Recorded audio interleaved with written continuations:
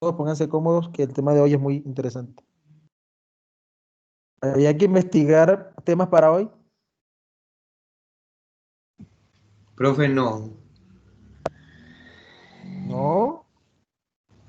Ay, profe, yo no tengo nada anotado. Vine incluso súper tranquilo. Ok, ok, bueno.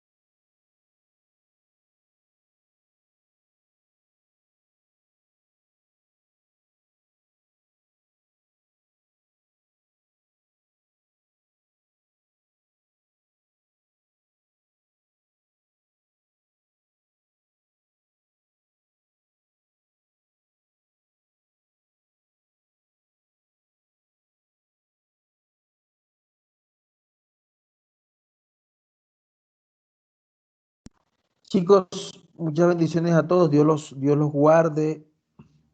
Vamos a hablar de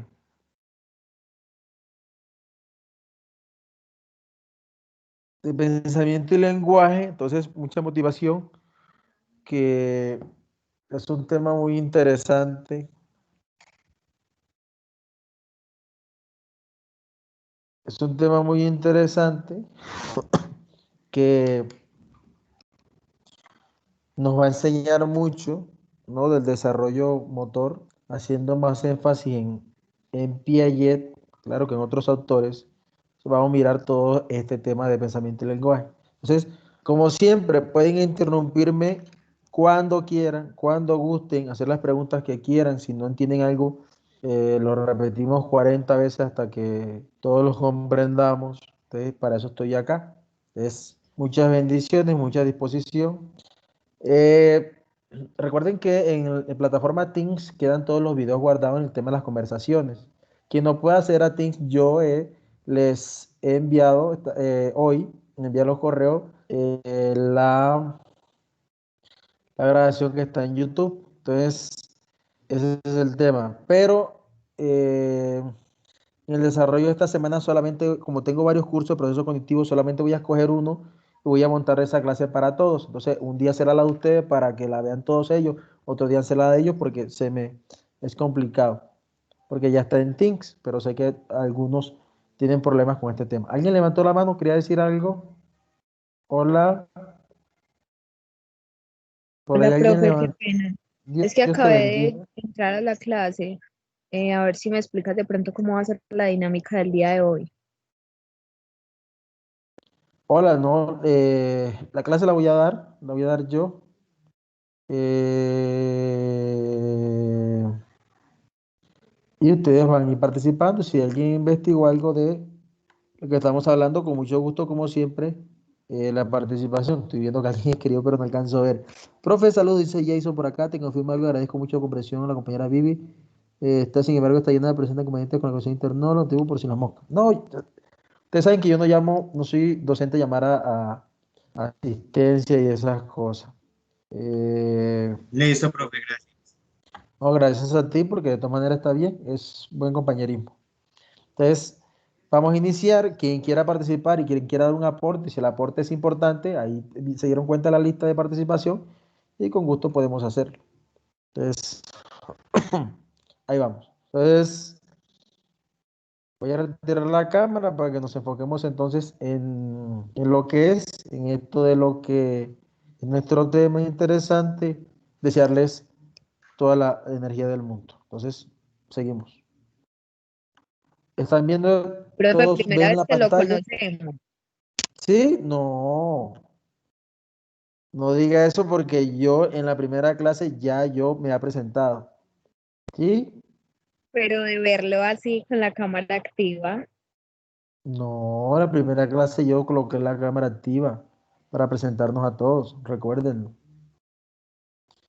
Entonces, de todas maneras, bendiciones para todos. Quien no me conozca, tienen un compañero más, con algunos seguramente surgirá una amistad. Con mucho respeto, aquí estaré, no solamente el curso. Y bueno, vamos entonces a hablar sobre todo este fenómeno. Pensé que ya había colocado la cámara en el primer día, si no me disculpan, yo, como tengo muchos cursos, a veces se me olvida. Bueno, muchas bendiciones. Aquí quito la camarita. Aquí tenemos el tema de pensamiento y lenguaje. Todos lo están viendo en su pantalla. ¿Sí? Profe. Ujú. Muy bien. Entonces, vamos a hablar ya hablamos de esto, pero vamos a retomar nuevamente el concepto de lo que es el pensamiento. ¿Sí? El concepto de este proceso de desarrollo, podemos entender el pensamiento como una categoría mental que agrupa elementos que poseen rasgos comunes, ha de ser bien definido con características claras, diferenciales e inambiguas. Esto con el tema del concepto de lo que es el tema del desarrollo. ¿Ok? Entonces, vamos a intentar entrar en este mundo de lo que es el pensamiento y el lenguaje. Entonces, los conceptos se aprenden mediante el proceso de pensamiento y son formados por los mismos. y se forman a partir de las siguientes reglas. Son tres. Tipicidad, es decir, que el niño en una primera instancia aprende mejor por ejemplos. Entonces, esas son formas que usted debe tener en cuenta para enseñarle a un chico de cierta edad a la comprensión de cierto contenido. Los ejemplos son muy importantes. La semejanza de familia, es decir, los elementos comunes, también son fundamentales. Lo vieron, no sé si lo vieron ustedes en sensación y percepción, ¿verdad? Que tal la ley del agrupamiento, la ley de la continuidad, perdón, que los elementos comunes uno tiende a agruparlos. Y las categorías de nivel básico, que son las categorías llamadas las primarias. Es que hay unos elementos básicos que tenemos que aprender sí o sí para generar los procesos de acomodación. Sí hablamos en términos de asimilación. Entonces, el pensamiento humano tiene la habilidad de organizar objetos y sucesos, convirtiéndolos en conceptos. Cada quien, a partir de la experiencia, podemos tener la misma experiencia, pero la habilidad de organización de los sucesos en conceptos dependerá de cada sujeto, de cada persona y de cada quien. Eso es básico. Muy bien, entonces, me pasé. Exacto. Entonces, con el desarrollo del pensamiento, seguimos con este tema del desarrollo del pensamiento, encontramos acá, sí, perdón, que los primeros aspectos que desarrolla el niño en el camino hacia el pensar son la percepción y el reconocimiento. ¿Quién me recuerda qué es la percepción? ¿Qué es sensación? ¿Qué es la percepción? ¿Quién lo recuerda? Mm, Recuerde que la sensación es el primer estímulo y que se da gracias a los nervios periféricos. Si hablamos de las manos, estamos hablando de los nociceptores y los mecanorreceptores. Estos mecanorreceptores y nociceptores son los que nos permiten a nosotros, todos, captar las emociones desde la mano, porque esto es periferia, todo lo que es periferia, hacia integrarlo en la médula espinal y lógicamente en el sistema nervioso. Es muy interesante. Recuerden que esa es la sensación, es tocas algo helado o caliente u otra textura, suave, rugoso u otro, y la percepción es la noxia. Cada vez que yo siempre hable de percepción, es la noxia, ¿no? La noxia es el conocimiento. Entonces, el conocimiento de esa sensación, que es la percepción, se da gracias a través de las áreas de asociación secundaria. Estoy hablando de las áreas secundarias para el lóbulo temporal, lóbulo parietal, lóbulo occipital. Por ejemplo, el lóbulo occipital, área 18 y 19, que son las áreas de asociación. Para el lóbulo parietal, las áreas 5 y 7, que son las secundarias, aunque también está la 39 y 40, que es para el lóbulo parietal, lóbulo occipital. Las áreas del lóbulo temporal, el área 41, el área 22, el área 18 y las áreas de asociación, perdón, secundaria del lóbulo frontal, área 6 y 8, que son las premotoras. Entonces, miren qué interesante que esta función, yo espero que no esté hablando en chino, que ya ustedes tengan conocimiento de esto, es importante porque eso es lo que hace que integremos el reconocimiento. Por ejemplo, en el tema de la sensación y percepción, nosotros percibimos los objetos, nuestro globo ocular, por el tema de la luz, sin luz no podemos ver. Entonces, la información, la luz pasa por la retina, los bastones, los conos, la córnea, lente y demás procesos, estructuras en el ojo. Entonces, nosotros percibimos las imágenes al revés, pero gracias al área primaria, que es el área visual primaria, que es el área 17 de Brodmann, nos permite a nosotros voltear la imagen y poder ver la imagen sin ninguna dificultad. Hay por ahí un cuento, ¿no? del mito de Platón que se remonta a nuestros días, que aunque es muy místico, del carro alado, donde dice que nosotros solamente percibimos una parte de la realidad. Y eso es gracias, aparte de que el alma, quien está viva en el mundo de las ideas, que llega al cuerpo, nos trae ese pensamiento, ese recuerdo. Básicamente es eso, pero la historia del carro alado es mucho más larga, el mito del carro alado. Es, básicamente se dice así que lo que nosotros percibimos no es la realidad absoluta, sino es un fragmento de la realidad o un acercamiento. Solo que el cerebro se adapta a esa realidad. Muy bien. Ese es otro cuento largo. Entonces, quien quiera puede revisar el mito del carro alado, que es muy interesante, es de Platón, sobre el alma tripartita. Profe, Entonces, qué pena. hola, Ese no es hola. el mito de la caverna. Sí, pero el del carro alado es diferente. Bueno, voy a contar un pedacito del mito del carro alado, no se me emocione. Está El mito del carro alado es una cosa fantasiosa que se inventa Platón, pero es interesante además porque él dice que me toca hacerme el micrófono así porque es que de este lado me duele el oído y entonces no soporto el sonido de ese lado.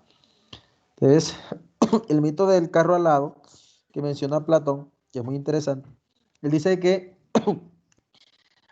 hay un sujeto que tiene un nombre específico, que ahorita no recuerdo, que lleva que va en un carro, ¿no? Que tiene alas, el mito del carro alado, porque el carro tiene alas. Entonces, esa persona, que tiene un nombre específico en la mitología, que no recuerdo ahorita, eh, el carro lleva dos caballos, un caballo negro y un caballo blanco. A mí no me gusta, el mito es interesante, pero el mito sugiere todo este tema que estamos evitando del racismo y todo este tema, pero bueno. Entonces, ellos establecen que, bueno, Platón establece que hay un carro que es jalado por dos caballos, ¿verdad? Y un caballo negro y un caballo blanco. Entonces, pero eso está en el mundo de las ideas, o sea, en el cielo, arriba en el mundo de las ideas.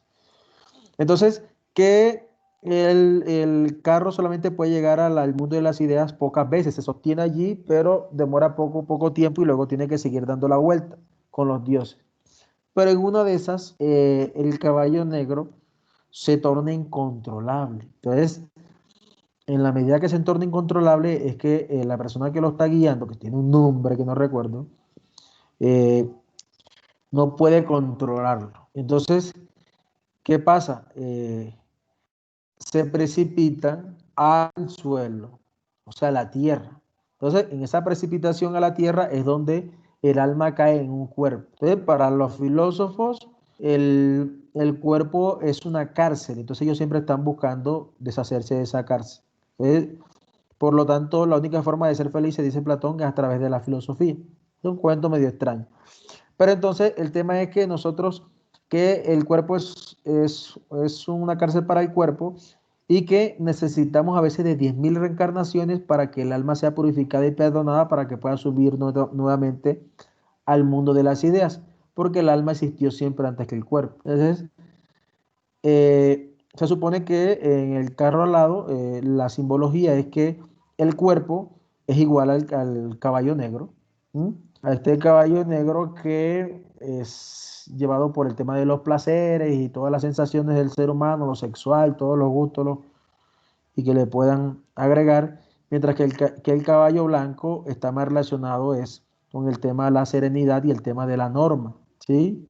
Con el tema de la justicia. Y lógicamente, la otra persona, que es la que dirige, que hace parte también del alma, está regida por el tema del principio y los valores. Entonces, esto con relación a la analogía del caballo blanco de lo que cae. Ese es el mito del carro alado que nosotros entonces necesitamos 10.000 reencarnaciones para volver a subir al mundo de las ideas. Ese es el mito del carro alado de Platón. Entonces de ahí comienza Platón hablando de la alma tripartita, que sería otro cuento. Muy bien. Entonces, siguiendo con el tema estábamos en la percepción y el reconocimiento, que es importante, sin el percepto, así se llama, percepto, la sensación, no se puede dar ese fenómeno de la percepción, lógicamente, que es la noxia, que es el conocimiento. Entonces, el niño, lo que hace el niño en una primera instancia, y lo vamos a ver ahorita con todas estas definiciones, es explorar. El niño explora. Entonces, aquí hay una falla de las madres caimanes, que se llama en psicología, y esa que, ¿por qué se le llaman madres caimanes? Porque tienen a los chicos en la boca todo el tiempo protegidos de todo que lo que les pase. Entonces no dejan que el chico explore y eso hace que el niño tenga problemas, por ejemplo, que no desarrolle todo el tema de sensaciones, entonces tenga problemas sensoriales y demás cosas. Bueno, es una de las causas, por eso hay que dejar que el chico se ensucie, que el chico se gatee, que coja esto, que la comida se le caiga encima, para ver cómo él soluciona los problemas, porque es su vida, eso es su estructura, ¿no? Recuerden que en psicología cada quien es responsable de su estructura. Ay, no, que si me dejas me mato. Bueno, lo siento mucho. Entonces, cada quien es responsable de su estructura. Entonces, la adquisición del lenguaje es un estímulo importante en el desarrollo del pensamiento. El lenguaje es fundamental porque ustedes se dan cuenta que los niños, todo el mundo los estimula, los estimula. Por eso yo no estoy de acuerdo con la estimulación temprana, porque el niño todo el mundo lo estimula. Tú llevas a tu hijo a algún lugar y todo el mundo, ay, el bebé, qué lindo. Sí, todos pasamos por eso. Así usted hoy no se va tan lindo, algún día, en algún momento, fue el centro de atracción de todos los lugares a donde llegaba. Muy bien.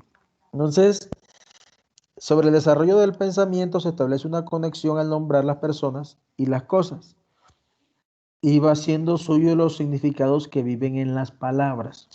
Es importante porque, por ejemplo, Jack Lacan dice que nosotros solamente hacemos parte del mundo del significante, de los significados del significado cuando nuestra mamá nos atraviesa con el significante. Es decir, cuando nos coloca un nombre, nos nombran, te llamas Juan, te llamas Pedro. A partir de ese nombramiento del significante, porque en sí el nombre como tal es un significante de la palabra misma, te nombran y tú comienzas a ser parte de este mundo simbólico, de este mundo de las ideas. Entonces, es un tema interesante. Miren este recorte acá que dice que el niño investiga por su cuenta el entorno y hace sus primeros descubrimientos al percibir, identificar y reconocer las relaciones existentes entre las cosas. Pero esto no es tan fácil, ya lo vamos a ver. Luego, en un paso siguiente, experimenta y asimila toda la información que recibe y la ordena para incorporar a su mente como nuevos aprendizajes. Es interesante porque todo eso lo vamos a analizar. Entonces, estas presentaciones que cuando se las pase para que revisen ese video de YouTube, que no lo vamos a ver acá por temas de tiempo. Vamos a ver el primer estadio de Piaget, que es el estadio sensoriomotriz o sensoriomotor, también se le llama así, que va de 0 a 2 años. Dentro de este estadio hay unos subestadios, ¿sí? Que llevan un tiempo. Entonces, eso también lo vamos a ver aquí. Insisto, si hay preguntas y dudas, no hay claridad en conceptos, yo pregunto, perdón, lo vuelvo a repetir. Muy bien. Entonces, estadio sensoriomotriz de 0 a 2 años tiene como particularidad ciertas características generales que voy a nombrar. ¿Sí? Y uno son las experiencias sensoriales, ¿no? Que vemos aquí. Las experiencias sensoriales dotan al chico de un componente lingüístico importante para el desarrollo cognitivo del niño. Por eso es importante dejar que el niño, insisto, el niño explore. Esa cuestión que yo digo que repito, explore, que parece una tontería en cuanto al significante a sus oídos, es interesante porque es lo que uno debe dejar de hacer con madre. Ahora que no va a dejar el niño solo ahí, se va a ir, ¿no? Debe estar muy pendiente al chico, pero dejarlo que explore, ¿no? Entonces, esa experiencia sensoriomotora dota al chico de una cantidad de información sensorial, cognitiva y representación simbólica que le va a servir en ese estadio prelingüístico. Que además que los chicos balbucean y demás cosas, pero está el sentido de la imitación. Entonces los chicos comienzan a observar el comportamiento. Recuerden que quien nos habló, nos enseñó a todos el aprendizaje por observación, se llama así, aprendizaje por modelamiento, observación, es Albert Bandura. Eso no me lo inventé yo. Es Albert Bandura, quien quiera puede profundizar, y dice que nosotros aprendemos la mayor parte de las cosas por la imitación, el modelamiento y la repetición. Por ejemplo, ¿qué es un modelado? Un modelado es una acción que representa o que puede ser ejecutada por nuestro padre, nuestra madre, nuestro hermano, nuestro vecino. Vean la importancia de las personas cercanas a nuestros hijos, porque a partir de lo que él realiza, ¿sí? Por eso hay una frase muy famosa, los hechos valen más que mil palabras. Y es que nosotros, entonces la mamá le dice, estoy poniendo un ejemplo ya al niño más grande, ¿no? La mamá dice, le dice al niño, le ha decidido al niño, robar es malo, robar es inadecuado, perdón, hacer trampa es malo, no ser honesto se ve mal ante los ojos de Dios, hay que siempre dar la Profe, cara a los problemas, a las dificultades. Hola, profe, qué hola, pena lo interrumpo. Estaba alzando no, la mano y no me... Profe, ay, no se vio Álvaro porque... Bandura, por el Ujú. videíto, fue por las diapositivas. Profe, hablando de Álvaro Bandura, él es el del experimento de la muñeca boba, ¿cierto? Que los niños están con Ajá, una sí, salita, entonces cuénteme. observan que el adulto o la persona entra y le pega a la muñeca, entonces como no tiene repercusiones, ellos entran y hacen lo mismo, solamente por imitación, agreden la muñeca, por decirlo así. Oye, qué buen aporte. ¿Cómo es tu nombre? Profe Natalia Ocampo. Natalia Andrea Ocampo Roldán, ¿verdad? Sí, profe. Muy bien. Mira, me hiciste acordar me hiciste acordar o sea, más cosas de Bandura acerca del muñeco Bob.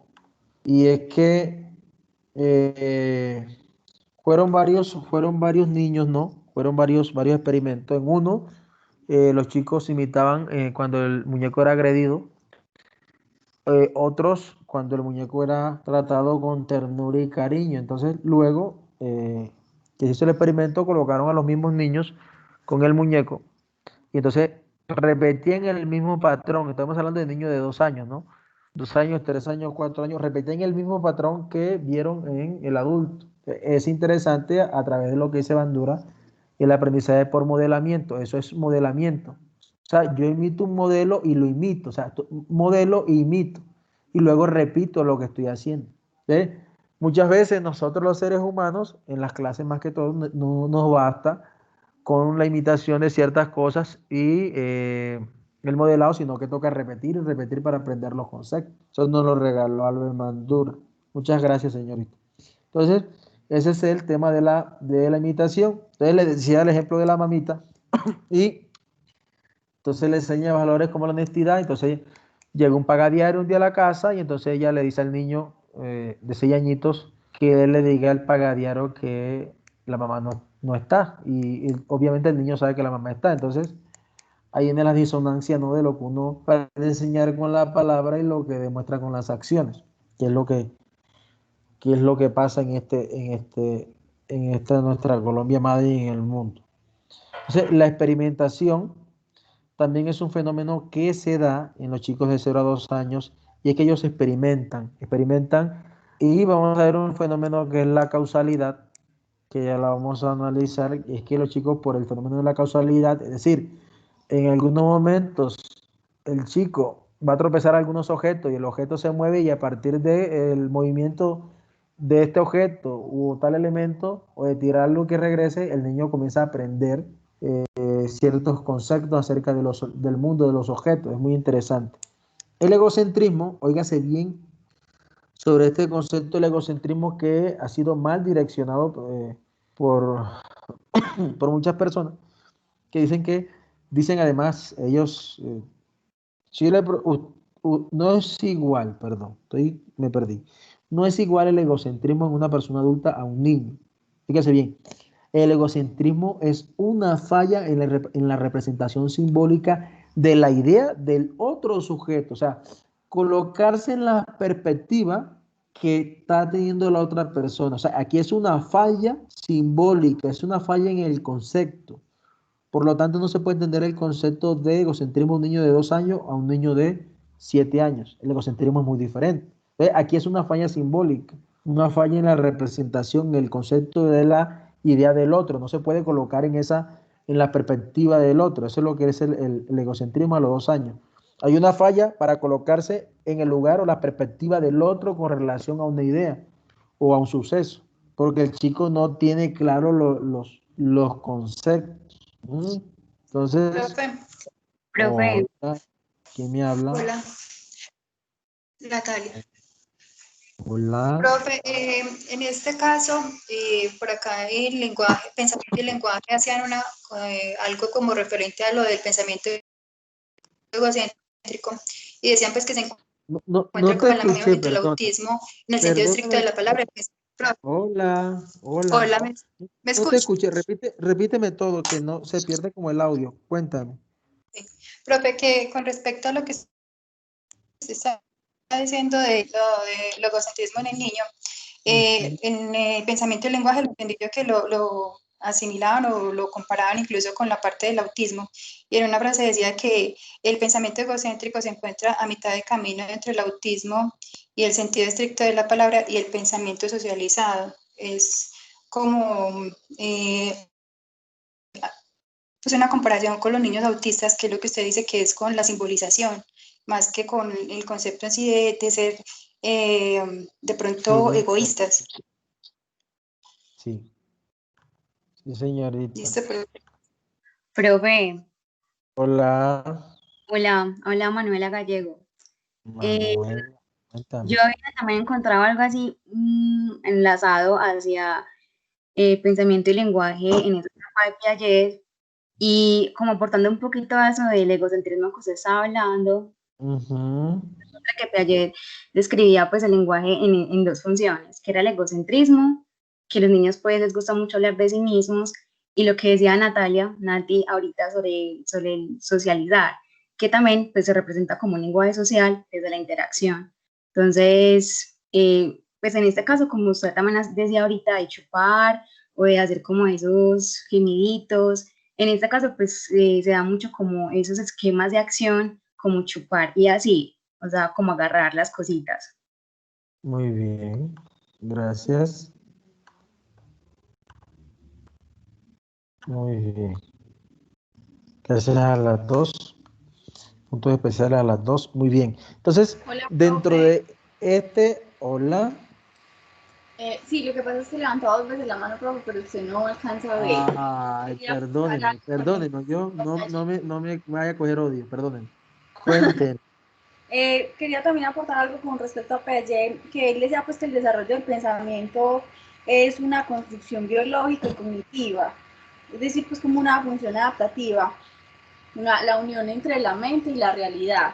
Y cuando se habla pues de la formación del pensamiento, dice que va de lo simple a lo complejo, a través de Sí, procesos de señora. asimilación. Ajá.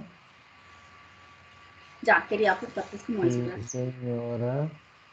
Sí, mira que me hiciste recordar otra cosa, y es que Piaget nos dice también, a ver, Piaget nos dice también que el pensamiento y el lenguaje llega un momento que se unen, pero al inicio pensamiento va por un lado y el lenguaje va por otro lado. Pareciera que fueran aparte, pero es que se están estructurando. Regálame tu nombre, interesante.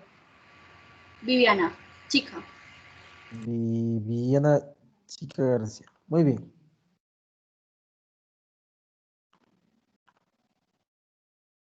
Entonces, me pasé, me pasé. Bueno, entonces vamos a ver esas características también seguido sobre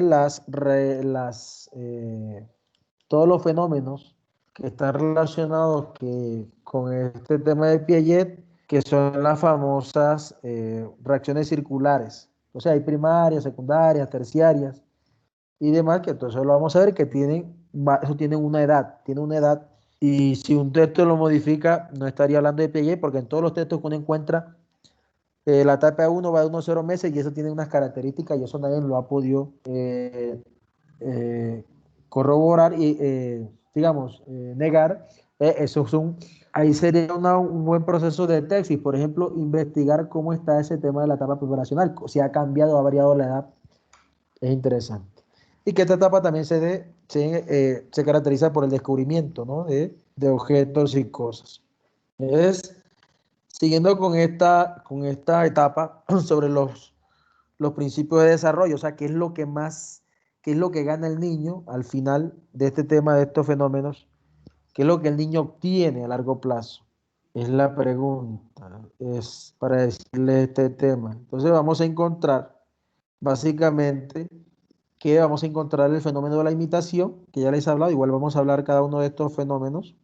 Eh, la permanencia del objeto, más o menos el niño de 6 a 8 meses, oígase bien, de 6 a 8 meses, el niño debe tener claro el tema de la permanencia de objeto.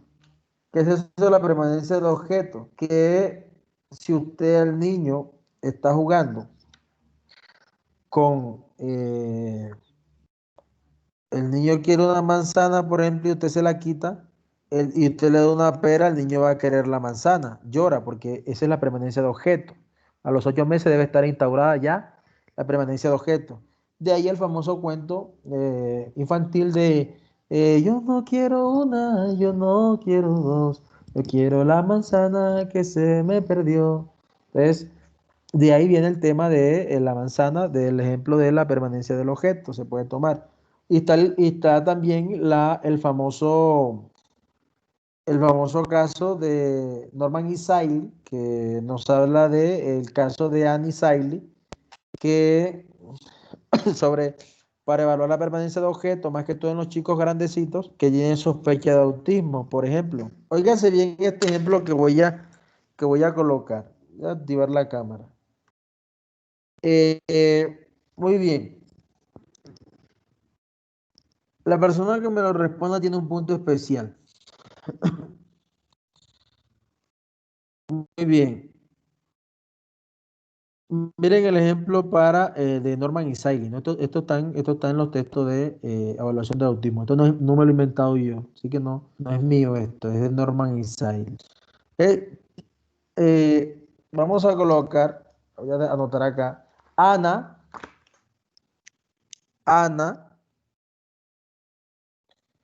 está jugando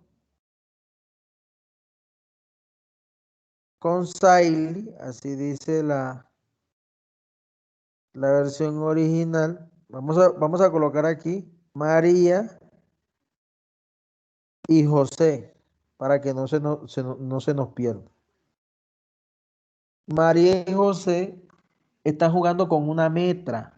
¿Qué es una metra? Es una bola, es una esfera, es una metra, es una bola. Entonces, María y José están jugando con una metra en su cuarto, ¿sí? Pero la mamá de María la llama, para que venga a comerse, a tomarse una pastilla, puede ser. María y José están jugando con una metra, es decir, con una pelota. Pero a María la llama la mamá a tomarse la pastilla. María, antes de irse, guarda la pelota en una caja de cartón, la única caja de cartón que está en la habitación. ¿Sí? Se va María, por donde la mamá. José cambia la metra del lugar de la caja y la guarda en un cofre dorado. Pregunta, cuando regresa María de donde su mamá, ¿dónde va a buscar la pelota?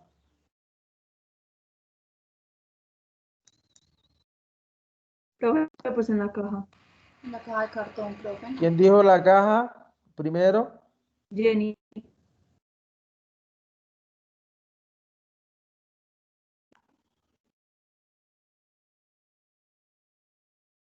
Jenny Paola Herrera Gómez. Sí, señor. Él va a buscarla lógicamente en la caja de cartón, ¿verdad? ¿Por qué? Porque ahí fue donde ella supone que debe estar porque ahí la dejó, ¿sí? ¿Sí queda claro para todos o a alguien no le quedó claro? Sí, profe.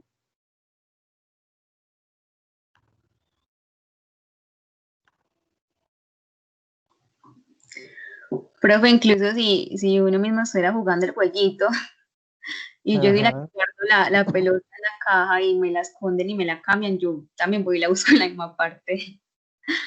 Profe, Pues es que Claro. incluso eso pasa mucho cuando, digamos, la mamá le coge a uno las cosas del lugar y las pone en otra parte y uno le dice, ma, ¿dónde me puso tal cosa? Y pues ellas saben porque ellas fueron las que lo quitaron del lugar donde uno lo tenía. Muy bien, pero con los chicos con autismo que tienen fallas en las habilidades mentalistas, ¿no? Que es en el sistema ejecutivo, es una de las características de las funciones ejecutivas, fallas en las habilidades mentalistas no dan para establecer esta diferencia, este reconocimiento. Entonces, dicen por lo general que donde está José, en el cofre. Profe, yo mirando unas noticas, eso pertenece como al fenómeno que le llaman error A no B, que es como buscar los objetos donde uno antes los vio. Sí, es lo que dice, es un ejercicio de Norman y Seeley sobre las habilidades mentalistas. Tienen muchos más ejemplos ellos, tienen muchos más ejemplos interesantes.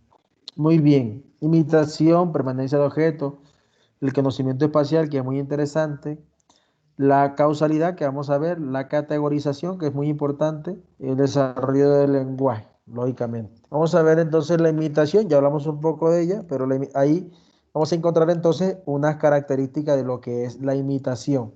Encontramos aquí la imitación visible, es donde el niño usa partes del cuerpo, pero que puede ver, por ejemplo, las manos, los pies, la cabeza.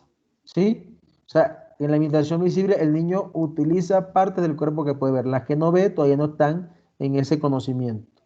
Luego de esa imitación visible, el niño pasa a la imitación invisible, donde involucra lógicamente las partes del cuerpo que el niño no puede ver. Luego viene la imitación diferida, que reproduce después de cierto tiempo una acción que vieron. ¿Mm? La imitación diferida. El concepto de novela diferida, el concepto de película diferida, el concepto de partido de fútbol diferido, es decir, después de la hora habitual, o sea, después de que se pasó, de la hora en vivo, diferido. Es eso el concepto. Se reproduce después de cierto tiempo de acción, es decir, lo vieron hoy y lo reproducen a los 2 días o más tarde, no al mismo Profe, tiempo. Hola. profe, por ejemplo, cuando un niño ve que otro niño hace pataleta, entonces, bueno, se va normal para la casa con los papás. Y después cuando él quiere algo, hace lo mismo que vio, hace la pataleta para que le den eso que quiere. Sí, sí, señorita, muy bien. Esa es la imitación diferida. ¿Sí? Entonces, es interesante porque esos fenómenos pasan. La imitación elicitada, que es producir acciones que vieron, pero que no habían imitado antes. Todo lo que es nuevo. ¿Sí? Vamos a hablar sobre la permanencia del objeto. El tema de la permanencia del objeto conjuga la visión, la percepción, la atención, el movimiento, la memoria y sugiere la comprensión de que un objeto, persona existe, aun cuando estando fuera de la vista, esa persona está en algún lugar. Eso es lo que se conoce como representaciones mentales.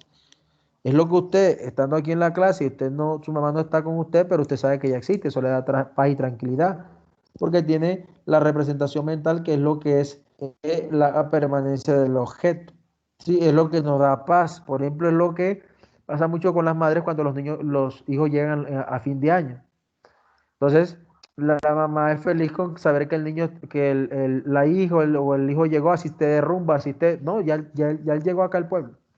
Ya ella es feliz con eso, porque tiene la permanencia del objeto, está ahí claro. Entonces, es importante clarificar que los objetos tienen una existencia característica y localización espacial independiente, cada objeto, cada elemento. Y es un desarrollo a partir de los 18 meses.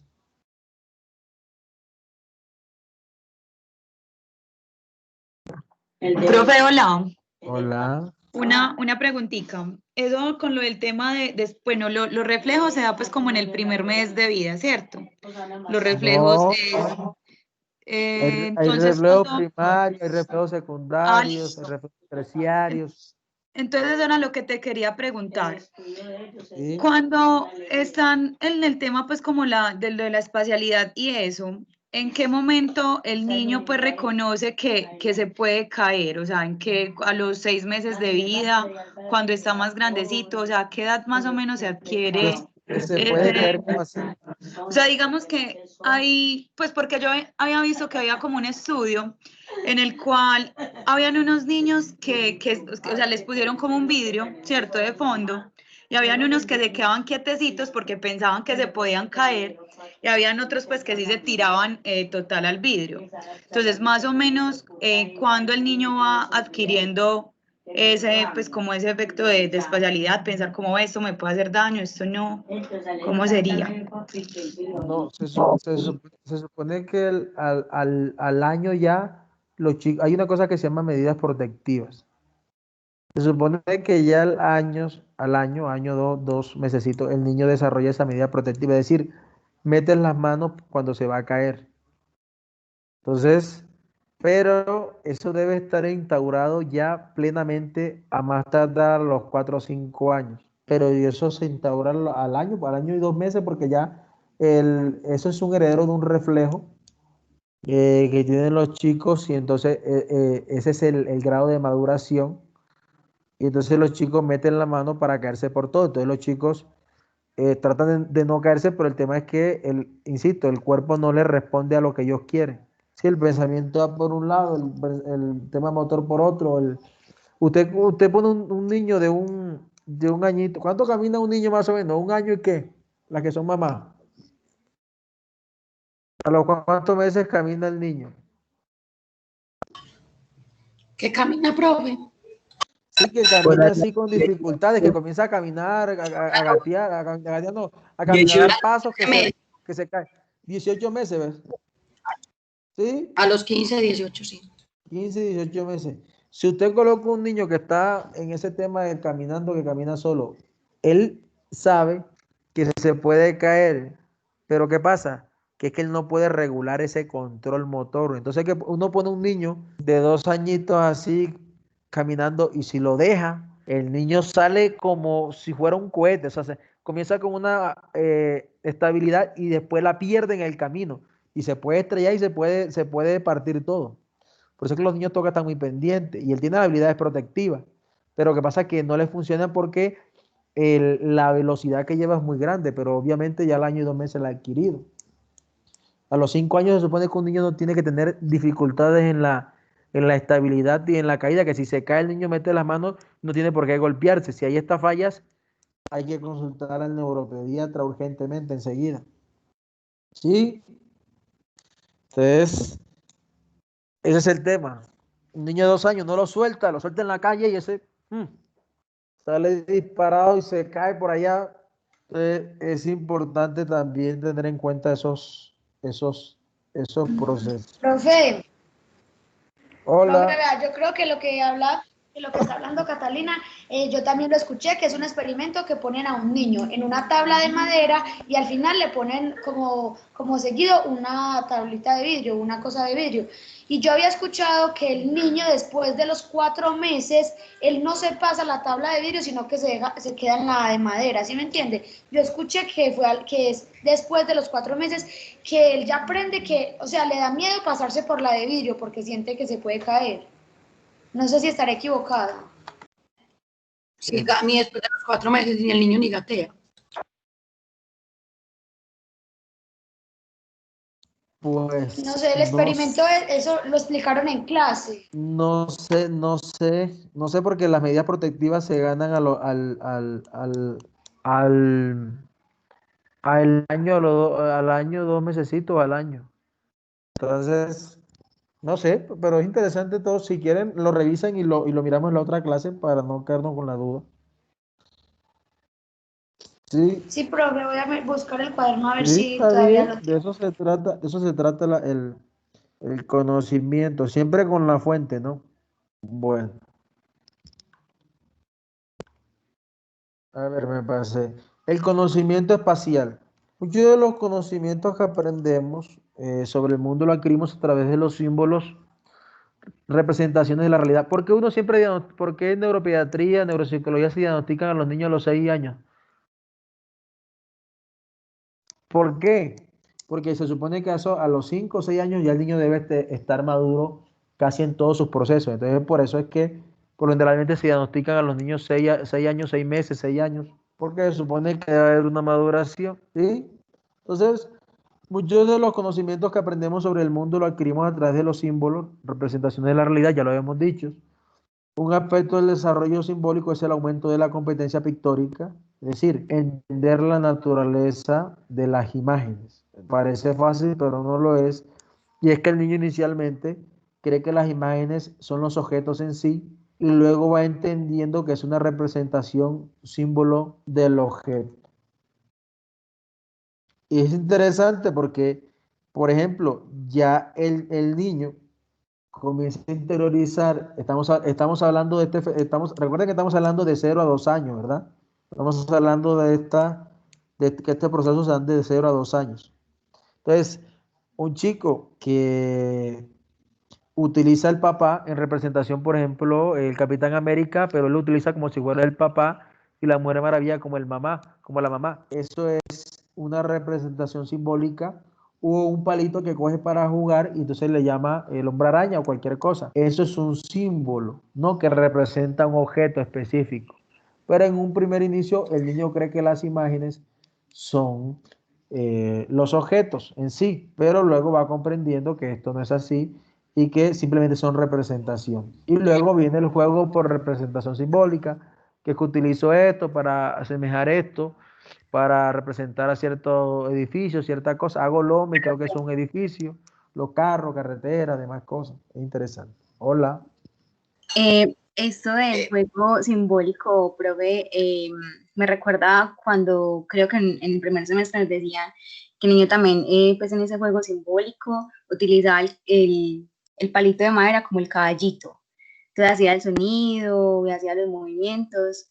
Entonces, creo que también eso sería como un ejemplo de juego simbólico, ¿cierto? Sí, claro. Es interesante. Profe. Hola. Hola, qué pena. Yo quería también como decir algo, pero también es importante pues porque a nosotros también ahí pues apoyando lo que dice Manu, es que aunque el niño esté haciendo la simbolización y la representación, el niño debe tener claro que, o sea, que es un juego y no la realidad. Sí. Profe, Hola. yo quería aportar algo. Sí, señora. Profe, ahí es donde se da que es que el animismo, que le dan vida a los objetos. Pero si usted me está haciendo un aporte, o si me pregunta, no es un aporte. Bueno, profe, sí, es como, pues. O sea, si me pregunta, no es un aporte. Si usted lo afirma, es un aporte y vale un punto. Entonces, ahí está el tema. Profe, por eso yo lo afirmo que ellos creen que los objetos tienen vida. O sea, ¿tú qué? Tu aporte. Tu aporte es interesante, pero, se da, es en el estadio. ¿En el estadio qué, señorita? ¿Usted qué me está hablando? Preoperacional, preoperacional. O sea, Eso que está diciendo en la siguiente. Profe, pero yo pensaba o estaba equivocada que se daba desde ahí, porque los niños, por ejemplo, los juguetes y todo eso le hablan a los juguetes, o sea, como si fuera. Sí, lo que pasa es que recuerda que la etapa preoperacional va de 2 a 7. Y esta va de 0 a 2. De 0 a 2, o sea que de 2 a 2 no hay nada. Bueno, profe, sí, tiene razón. Bueno, causalidad. Una cosita más que me diga y te pongo un punto. Interesante lo que dijiste. Causalidad. Un suceso que provoca otro permite que las personas pronostiquen y controlen el mundo acerca del fenómeno que se conoce como causa-efecto. Vean, a los 4 o 6 meses más o menos, cuando el niño empieza a coger objetos que pueden actuar sobre el entorno, entonces es interesante porque la capacidad de identificar movimientos impulsados asociados a la locomoción es donde los chicos comienzan a generar este fenómeno de la causalidad. Entonces, este fenómeno de la causalidad es interesante porque les decía al comienzo, un chico que tira una pelota y la pelota rebota en la pared y regresa, el chico se muere de la risa, carcajadas, da risa, es una cosa hermosa verlo a los niños. Entonces se ríe y entonces le da risa es porque queda asombrado, pero su emoción es diferente. Queda asombrado es que se dio cuenta de que tirando la pelota rebota. Es interesante ver estos ejemplos. Cuando nosotros estábamos en la universidad hacíamos todos estos ejemplos, era una cosa maravillosa. Y los chicos muertos de la risa. Y entonces el chico, ¿qué pasa? Comienza nuevamente a tirar la pelota hacia la pared y lo tira. Y entonces de esta manera el niño aprende que la pelota pegada en la pared rebota. Y así aprende muchas cosas. Así aprende a los 4 o 6 meses que, por ejemplo, que si llora la mamá viene y lo carga. Usted dice, ay, mi mamá, lloro, me carga. Pero bueno, ahí vienen las cosas Profe, de todo este tema. Hola. Laura, y Yo le pregunto entonces, cuanto por ejemplo a la causalidad tiene que ver con los reflejos, pues porque la interacción que los niños tienen con los objetos forman un esquema de acción. Cuando por ejemplo les llevan los objetos a la boca para reconocerlos, o ahí está hablando es como de la reacción circular que hay entre el bebé y la madre. Yo le pregunto, ¿usted me está preguntando o me está dando un aporte? Pues es que, o sea, lo No, estoy no, dando, vea. lo Es estoy porque dando si como usted me aporte, pero me pregunta, confundo cuando me habla de la causalidad. Pues, o sea, sé que hay una reacción circular cuando el bebé está, pues, interactuando con la mamá, por ejemplo, con el seno, que ella le pone el seno y interesante, ella le interesante, pone, ajá, o ajá. cuando tiene el cabello, el juguete, ¿cierto? Pero entonces, bueno, aparte de eso, quiero saber si la causalidad tiene que ver con los reflejos o son los reflejos de una cosa, que es lo que estoy viendo en ese momento, y la causalidad No, sería no, proceso. sí, la causalidad la causalidad por lo generalmente, como es de 4 o 6 meses, puede deberse gracias a un reflejo, ¿no? Que el Ah, niño por un reflejo mueva un Profe, objeto sin querer y a partir de ahí se da el fenómeno de la causalidad, porque es de ya, 4 a profe, 6 meses. ya los profes. profe, A ver, regáleme, eh, a ver. Por aquí, yo no tengo a Liliana, ¿por qué? Oiga, Liliana. Ok, eso que Liliana. Regáleme el nombre de la persona que acabó de hablar. Viviana, profe, chica. Chica, muy bien. Muy bien. ¿Alguien me va a decir algo más a alguien para seguir? sí, sí, profe. profe. Eh, Natalia Ocampo.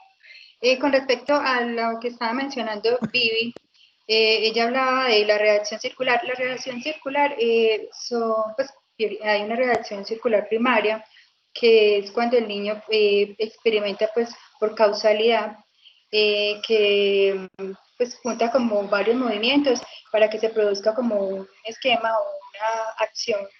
Y ya se pasa como, él la primera reacción circular es solito, o sea, él con su cuerpo experimentando. En la reacción circular secundaria, ya de 4 a 10 meses, lo de causalidad sería pues como con objetos que lo rodean, y ya sería como lo que es, pues lo que estaba como tratando de preguntar Vivi con respecto a eso, es una primaria o secundaria en las reacciones circulares que sí son producidas por causalidad. ¿Cómo es su nombre? Natalia Ocampo. Profe, yo me veo ahí doble en esa lista que usted está mostrando. ¿Quién se ve doble? Soy de primera y más abajito estoy. Ah, caray. Pero entonces, en la primera clase eran 5 y hoy con esa sería pues como la tercera, por si de pronto solo sirve de dato. ¿Cómo me dijo? Que en la primera fueron 5 intervenciones, porque incluso yo hice pues como el comentario cuando finalizamos esta clase, y hoy serían 3 intervenciones, entonces para que corre pues como una. Tranquila. Bueno, profe, gracias. Qué pena ahí la interrupción con eso. Profe, a mí también me gustaría aportar algo. Yo siempre muestro porque me gusta mostrar a los estudiantes para motivarlos. Hola, Dios te bendiga. Hola, profe, Dios te bendiga. Profe, Amén. habla con Valentina Ramírez. Bueno, yo quería pues aportar de un experimento que hay donde el niño, ¿cierto? El padre la está cargando y el papá con la mano golpea una pared y luego soba a la niña y le dice, ay, qué pesar, te golpeaste. Y la niña de inmediato cambia el estado. O sea, por ver la reacción del padre, ella empieza a llorar, ¿cierto? Ella como que asimila los gestos que el padre hace y de esta manera ella cambia su estado anímico. Entonces yo creo que en esta edad se da como el reconocimiento de las facciones, de los estados. No sé si soy como muy clara en esa Sí, parte. lo que pasa es que estamos viendo las características generales y ya vamos a ver todas las reacciones circulares. Muy bien. Listo. Entonces, la categorización. El mundo, esto es un tema hermoso que me encanta. El mundo se compone de categorías con significado. Todo tiene un significado. Los bebés clasifican sobre la base de los perceptuales, conceptuales. Es decir, bueno, ya vamos para allá para no adelantarme. Es la base del lenguaje, del razonamiento, la solución de problemas y la memoria. Miren, la clasificación sobre la base de las perceptuales, conceptuales son la base del lenguaje. Entonces, el chico categoriza a partir de dos formas.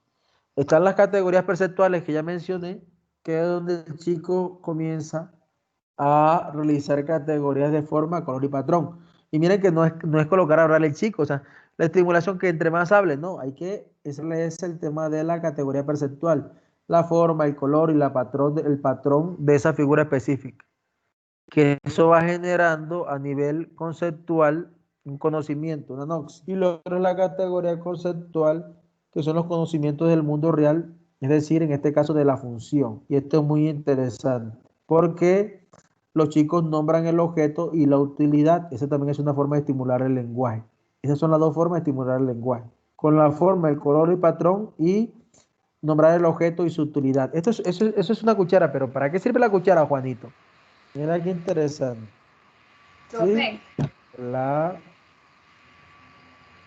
Sí, me acordaba que Vygotsky hizo pues como un experimento con los niños desde los 2 a los 6 añitos y les colocaba, por ejemplo, como decir, unos aritos dentro de un tubo y les colocó una caja al lado. Entonces los niños más pequeñitos, los dos tenían 2 añitos, ellos intentaban sacarlos los aros que estaban dentro del tubo, pero no lograban sacarlos, entonces se desanimaban súper rápido porque veían que no era suficiente pues como con jalarlos hacia los lados, o como no alcanzaban porque era muy largo, tampoco eran capaces de sacarlo por encima. Los niños ya como más grandecitos, pues por ejemplo de los 3 a los, de los 3 a los 4 añitos, ya sabían y decían en su mente, listo, no, esto no me sale por acá, está muy alto. Entonces ya solamente con mencionar o con pensar la palabra alto, ya definían como, bueno, listo, me voy a montar en esta cajita que hay al lado. Entonces ya ellos, aunque intentaban sacarlo, veían que era más fácil de pronto extraer el aro y de esa manera pues era como ellos interactuar con ellos mismos por medio de su lenguaje para poder tener pues como la solución de los problemas que se les estaba presentando en el momento. interesante. ¿Cómo es su Profe, qué nombre? pena. ¿Usted puede volver la diapositiva, por favor? Sí, con todo el gusto. ¿Cómo es el nombre de la señorita? Vi, profe. Claro que sí. Yo te la devuelvo. Ahí está. Gracias, profe. Vale, con todo el gusto. Me dices cuando pueda pasarla. Tranquilo.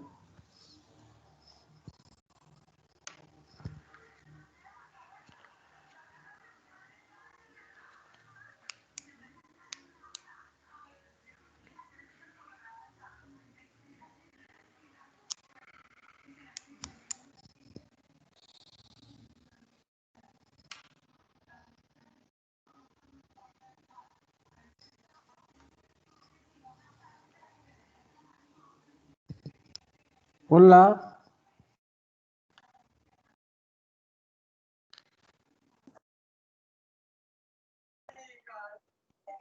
Ya, profe, gracias. De nada. La resolución de problemas.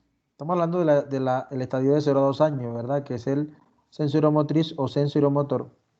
Donde, ¿qué es la resolución de problemas? Es la capacidad de un individuo para encontrar unas respuestas a una pregunta o dificultad. Es una actividad cognitiva enfocada hacia un objetivo, rutina o creatividad. Interesante. Hay unas teorías sobre la resolución del problema que vamos a intentar aquí hablar un poquitico. Está la teoría del aprendizaje por ensayo y error, que es más conductual. Entonces, nosotros los seres humanos aprendemos a partir del ensayo y error de las cosas que nos pasan. Está la teoría de la Gestalt, ¿sí? Kurkova y demás compañías alemanes, todos, sobre la función del insight y la experiencia. ¿Quién se gana un punto especial diciendo que es el insight? Que es un concepto que se utiliza mucho en psicología y se cree que es del psicoanálisis, pero es de la psicología gestáltica, el insight o el insight. ¿Qué es el insight? Yo me... Hola. Alguien que no haya hablado. Si no ha hablado. Hola, profe. Insight Hola. es como mirar hacia adentro, como dentro de una introspección, evaluación interna o visualización hacia adentro. Mirar hacia sí, dentro de sí mismo. Ajá. Eso es lo que es el insight. ¿Alguien iba a decir más? Nombre. Manuela Gallego Ramírez. ¿Alguien iba a decir algo más del insight? Siempre que escuchen el término insight, ¿alguien iba a decir algo más?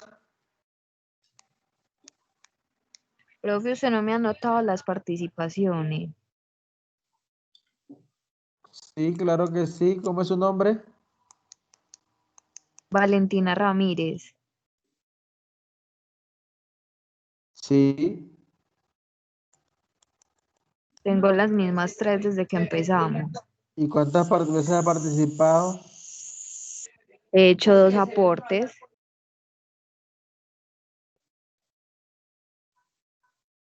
Muy bien. Profe, si usted me lo permite, quisiera hacer un segundo aporte en relación a la teoría de aprendizaje, ensayo, error. Ajá. Recuerdo que tiene que ver mucho como con, no sé si pronuncia bien, Thorndike o Thorndike, es que no sé si sale humano. Sí. Bueno, Sí. entonces él hizo un experimento que era como con unos gaticos y unas cajas para desarrollar como cuál salía primero, como probándolos. E hizo pues como muchas trampitas, pero también así hizo como unas cajitas de modo que puedan salir fácil. Y de ahí pues se dio cuenta de que pues quería medir también la inteligencia animal y la verdad ningún gatico lo logró. Incluso unos se pusieron a dormir porque pues se cansaron de como de intentar. Entonces recuerdo realmente como poco el experimento, pero lo que él buscaba era como analizar la inteligencia animal para salir como de esas situaciones problema o desafiantes. Entonces, pues como un pequeño portico ahí de ensayo y error. Muy bien. Entonces vamos a ver esto, que son los famosos subestadios de la etapa sensoriomotora de Piaget, que publicó en el año de 1952. Insisto, esto no ha cambiado, muchachos. Esto se mantiene igual, es igual. Entonces, vamos a ver estas reacciones. Lo primero que dice Piaget es que al primero le va a denominar actos reflejos. Estamos hablando según Piaget, no según otro autor, porque otros autores difieren de esta teoría. Entonces, en ese tema de la etapa 1, Piaget lo va a llamar actos reflejos. También le conocen como ejercicio reflejo. Y básicamente esa etapa va de 0 a 1 mes. Entonces, ¿qué dice Piaget textualmente? Dice él, ¿qué dice textualmente? Que los niños usan los reflejos innatos para adquirir cierto control sobre ellos. Eso es lo que dice Piaget en el mesecito de vida. Luego describe una etapa 2 que va aproximadamente del 1 a 4 meses y ya comienza a hablar de las reacciones, porque el niño reacciona a ciertos elementos. O sea, aquí él le llama reacciones circulares primarias. Entonces, ¿qué dice Piaget? Que los niños tienen la tendencia a repetir las conductas que son agradables. Por ejemplo, el ejemplo que está en la batería de Piaget, que es chupar el pulgar. Entonces, parece que es al azar inicialmente, pero luego lo van estructurando y de esa manera estas primeras reacciones circulares primarias son fundamentales para las reacciones circulares secundarias. Sí, estas reacciones circulares secundarias es lo que Piaget denomina la etapa 3, que va aproximadamente de 4 a 10 meses, de 4 a 10 meses de edad, aunque en algunos libros van a diferir y van a encontrar que las reacciones circulares secundarias van de 4 a 8. 4 a 8, 4 a 9, hay algunos 4 a 8 meses y medio, pero por lo generalmente estamos hablando de la versión original de Piaget que decía que las reacciones circulares secundarias, que era la etapa 3, iba de 4 a 10 meses. Entonces, ¿qué decía Piaget sobre ese tema? Que todavía está igualito. Entonces, él dice, y es sobre el fenómeno que hablaban ustedes de la causalidad, y él dice que el niño a partir, ¿sí?, de la interacción con los objetos de manera accidental o algo que para él es novedoso y placentero, el niño comienza a asociar la función del objeto. Es muy interesante. ¿Sí? Pero por la acción de la relación que tiene el niño con los objetos. O sea, accidentalmente, lo que hablamos al comienzo, el niño toca una campana sin querer, la tocó y se dio cuenta que sonaba. Entonces el niño comienza a asociar estos elementos, pero por sucesos de relaciones con los objetos o accidentales. La etapa... Profe, Hola. como cuando el niño coge el sonajero que lo empieza a mover y pues le gusta el sonido y vuelve y lo hace.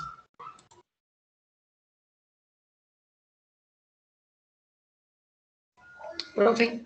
Me estás hablando de la etapa. Bueno, profe, de la comparación que usted hizo ahí, igual sirve también esa, ¿sí?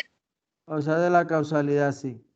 Muy bien. La etapa 4, que son la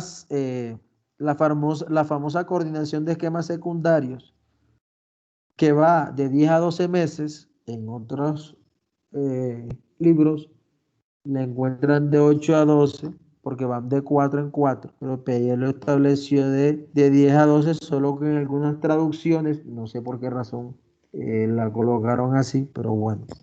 Entonces está la coordinación de esquemas secundarios que va de 10 a 12 meses, básicamente. Y Piaget habla en este elemento, en esta etapa, es subestadio, pues Piaget le llama de verdad así, subestadio de la coordinación de esquemas secundarios. Hace énfasis en la coordinación propositiva que tienen los chicos, y es que ya los chicos a esta edad comienzan a anticipar todos los sucesos, o sea, todo lo que puede pasar. Entonces ellos, como ya hay un esquema previo, comienzan a resolver problemas con situaciones. Profe, qué pena, se le está entrecortando. ¿Sí? Disculpe. Hola. Profe, es que se le está como entrecortando. Déjeme, me acomodo nuevamente acá. ¿Me escucha ahora? Hola, hola, Sí, hola. profe. Muy bien, le decía Profe, que me perdí. Bueno, estaba en la etapa 4, que es la etapa de coordinación propositiva de los esquemas secundarios, que va de 10 a 12 meses y que en algunos textos aparece de 8 a 12 meses. Les decía que eso es un tema de la traducción, pero sería interesante analizar cómo están esos procesos. Sería muy bonito analizar eso en los niños. Lo importante de esta etapa es que los chicos comienzan a anticipar todo lo que son los sucesos que pueden pasar. O sea, es decir, si yo tiro esta bola rebota, si yo lloro, mi mamá me atiende, si yo hago tal acción con tal Profe, objeto, esto puede Profe, no significar. me escucha. profe, ¿Cómo? hola. Hola, Ahí es donde se llamaría la causa y efecto, ¿cierto? sí, Sea, la redacción de causa-efecto y ya después, pues conociendo eso, ya sí vendría la representación del objeto, ¿cierto? ya aquí hay una representación del objeto, pero no está estructurada como usted lo está diciendo, por ejemplo, como en las relaciones circulares terciarias, más o menos de los 12 a 18 meses, ya ahí se debe dar la permanencia del objeto sin duda alguna, y los chicos en este caso, ya ellos por iniciativa propia comienzan a explorar nuevas cosas y nuevos patrones que ya fueron aprendidos y pueden utilizar el ensayo de error u otros elementos para establecerlo. ¿Sí? Sí, listo. Luego nos hablan del... Hola. Los bebés empiezan a coordinar dos o más acciones para lograr.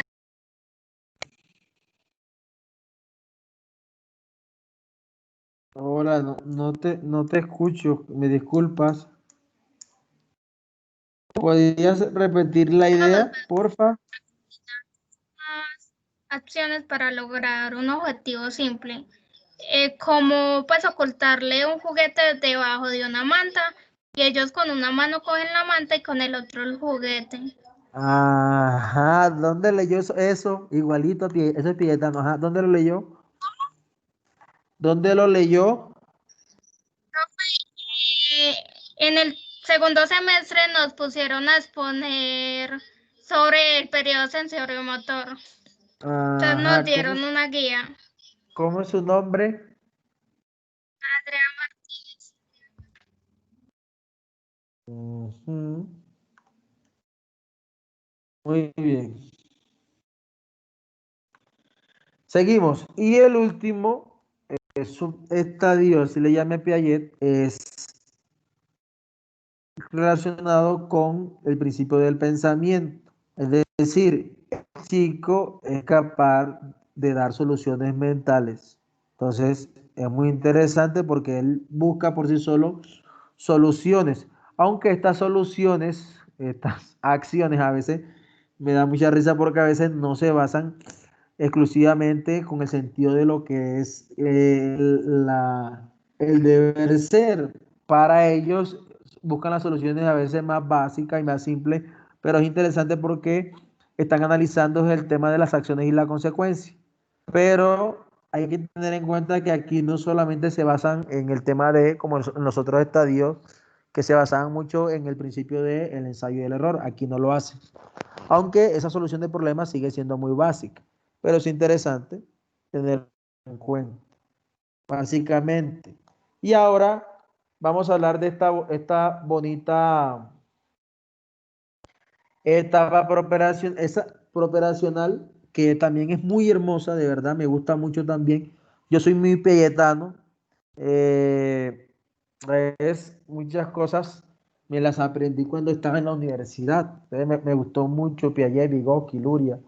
Bueno, entonces, va aquí el desarrollo cognitivo. Ah, bueno, quería decir algo, que lo que estudia Piaget en sus hijos, sus tres hijos, es el estudio, es el desarrollo cognitivo o el desarrollo de la inteligencia a través de los años. Fue muy cuestionado Piaget porque eran familia, que el uno y lo otro, pero se ha demostrado que este tema sigue vigente todavía. Insisto, seguramente han cambiado algunas cositas y sería importante que un estudiante lo tomara para analizar el tema de grado. Bueno, este estadio preoperacional, que básicamente aquí sí entra lo que estaba diciendo Liliana, ¿sí? Que se caracteriza generalmente por ciertas características. Otra vez aparece el egocentrismo. El egocentrismo aparece en todos los estadios. Eso es una cosa que no cambia. Aparece el animismo aquí, en esta función que decía Liliana. Aquí es donde aparece. ¿Sí? Aparecen los tipos de razonamiento también y otros fenómenos que uno puede evaluar con el chico, que es lo que vamos a ver.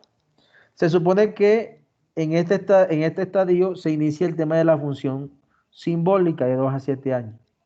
Y aquí también se inicia la representación conceptual, se inicia el razonamiento prelógico, se inicia. Bueno, dentro de los temas del razonamiento vamos a encontrar entonces que vamos a ver lo que es el razonamiento transductivo, el razonamiento inductivo, el razonamiento deductivo, que son muy piagetanos, que se utiliza hoy en los trabajos de investigaciones, pero eso es una cosa que se la vemos a Piaget. Los juegos simbólicos y la adquisición del lenguaje, de 2 a 7, recuerden. Entonces, vamos a mirar algunas características antes de entrar a definir lo que es juego simbólico, de lo que es... hay un concepto que me gusta mucho en esta etapa que es el sincretismo, que es la generalización de la conducta. Todo eso lo vamos a ver. Bueno. Entonces, según Piaget, el desarrollo cognitivo en esta etapa se da a través de 3 acciones. Uno que es la socialización de la acción, una a partir de la aparición del pensamiento y otro a partir de la interiorización de la acción. Eso quiere decir que tiene mucha relación con Vygotsky en el fenómeno de que de 2 a 7 años se da el fenómeno de la interiorización de la acción. Es decir, un chico de 7 años, no todo lo que se le ocurra lo debe decir o hacer. A nivel del tema de los impulsos, que es un tema que es una falla que tienen los chicos que tienen TDAH. Bueno, entonces, el lenguaje modifica las conductas afectivas e intelectual y permite reconstruir las acciones pasadas gracias al relato y anticipar las acciones futuras gracias a la representación verbal, para que lo tengan en cuenta, entre comillas. Quiere decir que eso no es mío. Entonces, algunas características para tener en cuenta: que se desarrollan los sentimientos interindividuales. O sea, es importante eso porque a un niño en esta etapa que le pase un suceso relacionado con algo afectivo grave puede tener repercusiones en su vida adulta. Aparece la afectividad interior, todo lo relacionado con el yo. Esto no está muy alejado de lo que dice el psicoanálisis. Recuerden que el psicoanálisis nada tiene que ver con la psicología. Simplemente la psicología coge la primera tópica y segunda tópica, más que todo la psicología dinámica. Profe, yo quisiera hacer un aporte. Hola, sí. El que Profe, quiera. vea, en esta etapa de 2 a 7 años es donde los niños se desarrollan, tienen la capacidad de la plasticidad motora. Hola. Estadio. Bueno, en el estadio es donde los niños tienen la plasticidad motora, que es lo que les permite adaptarse a cualquier situación. Por ejemplo, hay niños, por eso aprenden tan rápido. Los niños a esa edad aprenden las cosas muy rápido. Por ejemplo, que un niño nazca mocho o que pues algunas de esas dificultades son más fáciles de adaptar a esa edad. Pero ¿qué es eso de que un niño nazca mocho, señorito? ¿Qué son esas palabras? Sí, profe, eso puede pasar. Pero ¿cuál es el nombre técnico de eso? No sé. Discapacidad. Yo dije muchas veces ciertas discapacidades, por ejemplo, que un niño salga mocho. Pero ¿por qué mocho? ¿Cómo le llamaría entonces eso? Sin una pierna. Que le falte una extremidad. ¿Cómo se le llaman cómo se le llaman a las piernas? ¿Cuál es el nombre técnico de las piernas y de los brazos? Limitación física. No. Sí, no, extremidades, se llaman extremidades. Apenas yo me comí la comunión. Ah, Sí, extremidades. Y cuando una persona tiene ese superiores. tipo de problemas, se diría en situación de discapacidad. Pero, pero, pero ya está hablando de algo específico. Entonces, extremidades superiores, extremidades inferiores, señorita.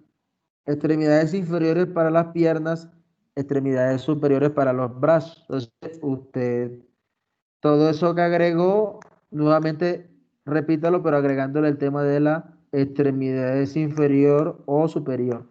¿Ves que suena más bonito? Ese es el concepto técnico que debemos aprender los psicólogos que nos diferencia de otros profesionales. ¿Sí? ¿Cómo es su nombre, señorita? María Camila Villegas.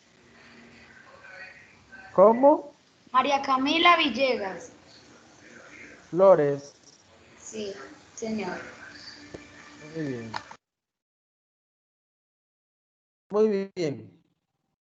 Profe, a mí me gustaría aportar también, pues, que en esta etapa preoperacional se da la aplicación del vocabulario, ¿cierto? Porque empieza a haber como una interacción social con el entorno. Sí y no, porque la interacción social con el entorno comienza desde el 0,1 hasta donde la persona muere, dice Piaget. Esa no es la respuesta al tema del lenguaje. Sí, profe, pero a lo que yo me refiero con esta interacción es que ya puede haber una respuesta mutua, ¿sí me entiendes? Si tú me sacas, Ah, yo te ah, respondo. Por eso ok. me refiero en esta etapa, Ah, porque digamos de los 0 a los 2 años puede haber una respuesta, pero no tan interesante. concreta como se da en esta etapa preoperacional. Estadio. Bueno, Eh, está bien. Muy bien. Ahora sí me ganó. ¿Cómo es su nombre? Profe Valentina Ramírez. Ahora sí me ganó. Profe, Profe, ¿me permite hacer un aporte? Todo el que quiera hacer un aporte está bienvenido. Gracias, profe. Manuela Gallego. Estaba pues acá como mirando unas cositas que ha tomado de la clase pasada también de lenguaje y Piaget en esta etapa preoperacional observó que el Vea, niño, estadio, perdón, estadio. en este estadio, en este estadio, observó que tanto la niña como el niño tiene un progreso rápido en el lenguaje. Y es más por los esquemas mentales porque le ayudan a acomodar rápidamente como las nuevas palabras y las situaciones. Entonces, en este estadio, el lenguaje, Repítame todo eso que dijo. ¿Cómo así? ¿Cómo así? ¿Cómo es eso que dijo? Repítalo nuevamente. sí, provee que en ese estadio, Piaget observó que tanto en la niña como en el niño, en este estadio se da un progreso del lenguaje muy continuo, es más, un poquito más acelerado. Y eso se da es por los esquemas mentales que le van ayudando a ir acomodando esas palabras y nuevas situaciones a las que se va pues enfrentando los niños. Y dice también que en este estadio el lenguaje egocéntrico ya es un poquito menos notorio, perdón, es un poquito más notorio, y también el realismo, al igual que habla del tipo animismo. Y con el animismo, pues él se refiere mucho como a la tendencia de los niños a verlos como los objetos inanimados como seres vivos. O sea, le dan como vida, y eso le decía ahorita a Olga, si no estoy mal, que ven como las cositas, pero con vida. Eso es como el tipo animismo. Y normalmente cuando habla de realismo moral, él lo definía como esa acción de los niños de tomar como cuando una acción de una persona era encausada hacia ellos, la tomaban como si fuera un daño causado. Es decir, entonces si una persona hacía algo, ellos ya ponían la queda como, ay mami, mira, él me hizo eso, pero lo ven como desde esa parte malintencionada, pero pues porque no saben cómo determinar lo bueno y lo malo de la situación en ese estadio. ¿Cómo así que profe, cómo así que las cositas inanimadas? Recuérdeme su nombre, señorita. Manuela Gallego Ramírez. Profe, yo quiero aportar algo. ¿Quién soy yo? Catalina Ochoa. Catalina, hola. Catalina. Listo, pues he hablado varias veces hoy. Profe, pues que teniendo presente este estadio preoperacional, ¿cierto? Aunque el niño acá pues aprende, pues aquí como sumando algo de lo que dijo Manu, aunque el niño pues aprende los símbolos, pues tiene ya representación del objeto, aquí en este estadio pues el niño todavía no tiene lógica concreta. Es Epa, decir, pues que ya estaría pues como haciendo todos los pasos o los pasitos para poder ya más adelante seguir ya con todo eso lo que sería la representación de los fenómenos. yo porque no la tengo aquí, Catalina. Catalina, Yo no sé, profe.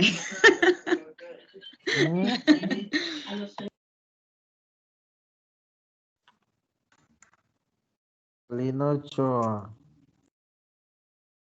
Profe, yo también quiero hacer un aporte. Sí. A nosotros nos enseñaron como... No, a nosotros nos enseñaron no. Dígame la fuente, porque eso no, que me enseñaron no.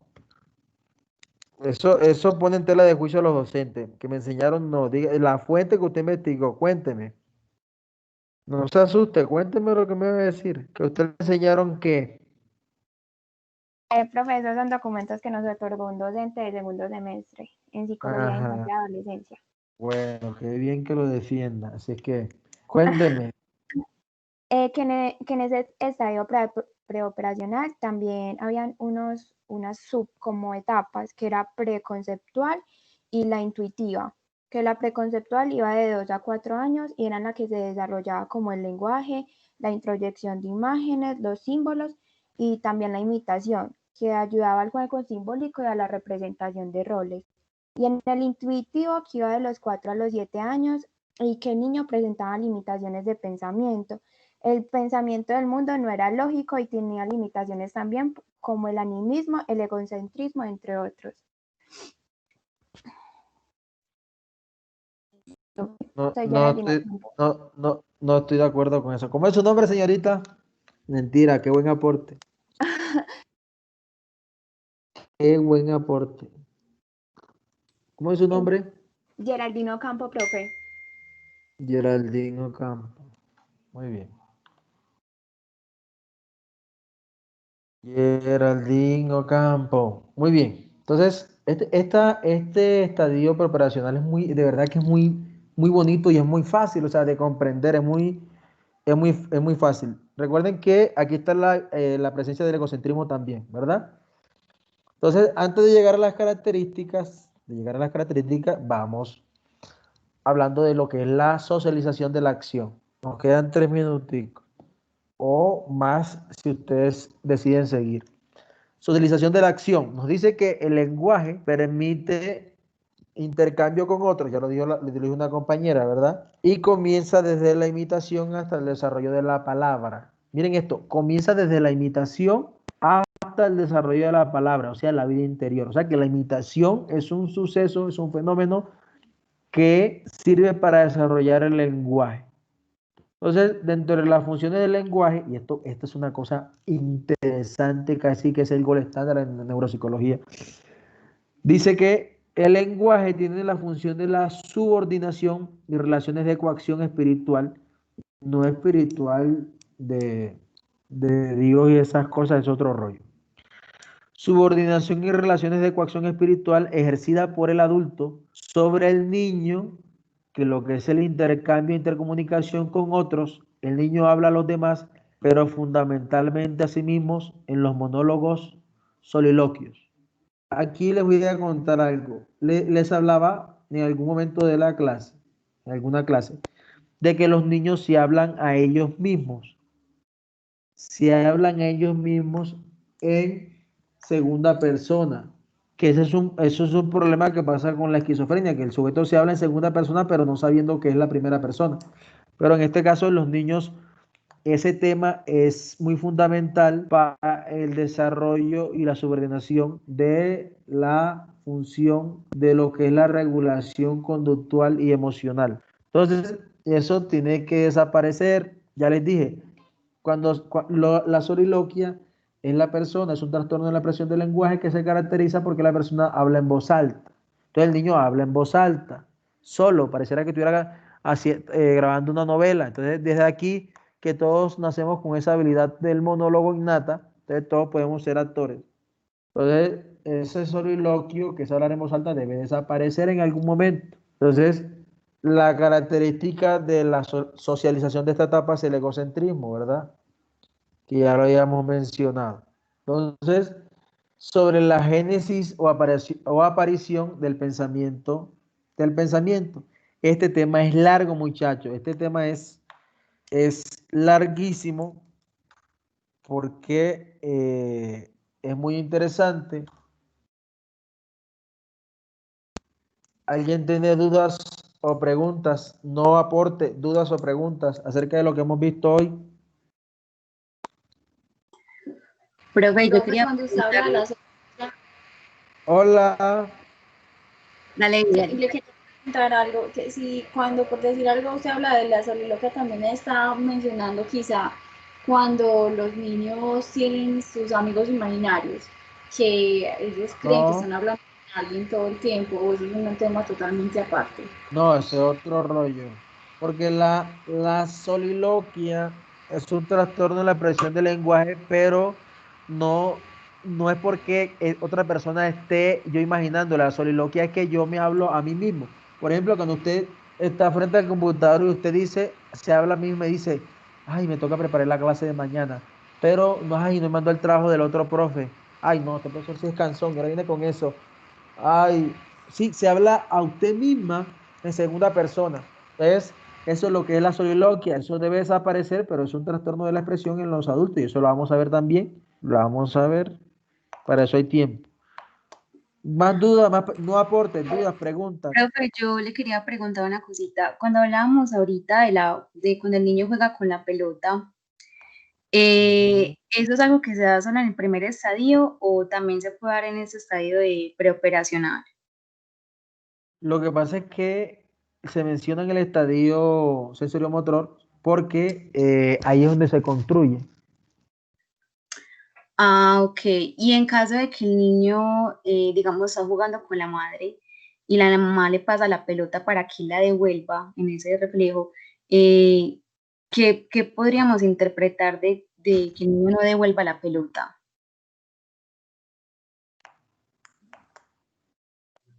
¿Cómo Pues es el ejemplo? sería algo malo que el niño no devuelva la pelota a la mamá cuando ella se la tira. No. No, porque, ¿qué es lo que me quieres decir si el niño no le devuelve? Mira, si alguien me da la pelota y yo no se la quiero devolver, ya es otro fenómeno.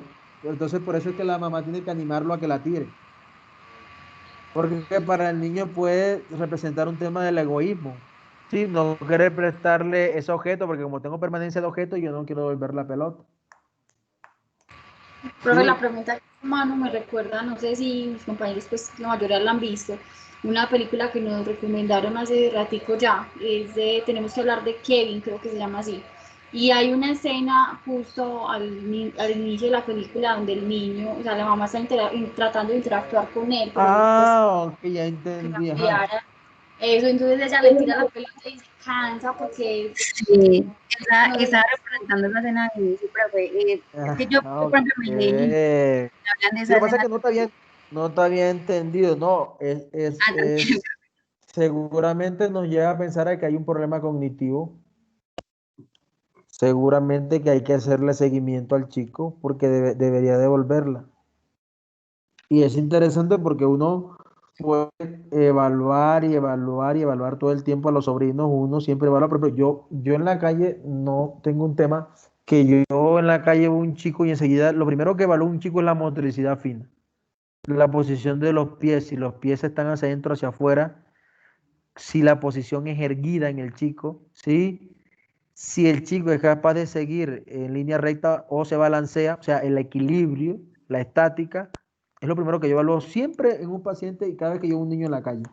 Y le he recomendado a más de 40 a papás con niños que le digo, papá, es importante que lleves al niño al fisiatra porque el niño, yo le comento, soy neuropsicólogo, no, chico, entonces te quiero, para que no te resulte invasivo lo que te voy a decir, que el niño necesita zapato ortopédico. pero para que tengas más claridad, llévalo al profesional de ortopedia, que es el encargado y te va a decir sobre este tema que estoy mencionando. Y se lo he dicho como a más de 40 papás. Y todos los papitos me han agradecido siempre, todos los papitos me han agradecido. Una cosa que uno salva vidas así, mira, son cosas, son simplemente asesorías de cosas, ¿no? Y ahora imagínate cuando llego a una IPS y un chico con autismo, yo enseguida lo saco. Es una cosa impresionante. Un chico que tenga discapacidad, son cosas que te va dando la clínica, son cosas que te van dando no solamente la clínica, sino la pasión de aprender los conceptos básicos. Los conceptos básicos. A mí me van olvidando cositas, pero hoy han dicho cosas que me han recordado y mira que las tiene uno ahí en las conexiones sinápticas y es interesante. Esa es la idea. Más dudas, más preguntas, quejas, reclamos. Para finalizar, me recuerdan que quedamos por aquí por la génesis o aparición del pensamiento. Ya no queda mucho camino por recorrer. No se asuste. Que de eso se trata este tema.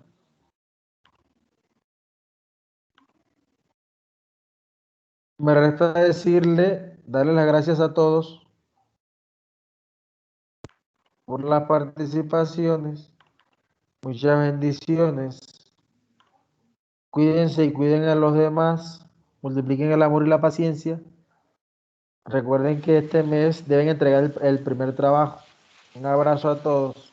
Profe, buenas noches. Profe, ¿se puede acordar de pronto de mandarnos la información en el grupo de WhatsApp? Estas diapositivas.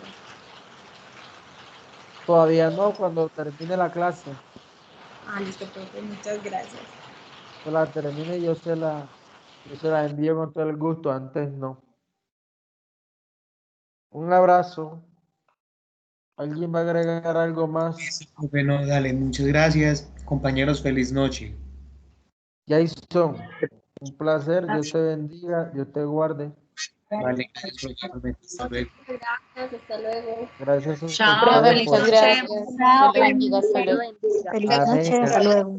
Revisen cada Gracias, característica, porque cuando yo diga, vamos a hacer la clase diferente, cuando yo diga, por ejemplo, sincretismo, que es generalización de la conducta, usted diga, profe, yo la digo, para que yo no la diga, por ejemplo, y así vamos haciendo la clase. Profe, muchas gracias. Gracias a ustedes. Profe, qué pena. Gracias. Gracias, ¿Cómo? profe. Qué pena, profe, no le entendí esa partecita, esa última parte. Sincretismo. No, lo que pasa es que el sincretismo es una característica del estadio preoperacional. Ah, ok. Entonces por ejemplo, porque vamos a hablar de las características, estamos en el estadio preparacional, entonces revisen todo lo que es estadio preparacional, para que cuando yo vaya pasando la diapositiva y yo llegue a sincretismo, usted diga, profe, no diga sincretismo, yo se lo explico a los compañeros, por ejemplo. Listo, Y vamos anotando la parte de transductismo también, conservación, ¿sí? Animismo, centración, son cosas que nunca se me olvidan porque siempre lo evalúan los chicos de 2 a 7 años. Muchas bendiciones a todos. Profe, muchas gracias, igualmente. A ustedes. Feliz noche. Buenas noches.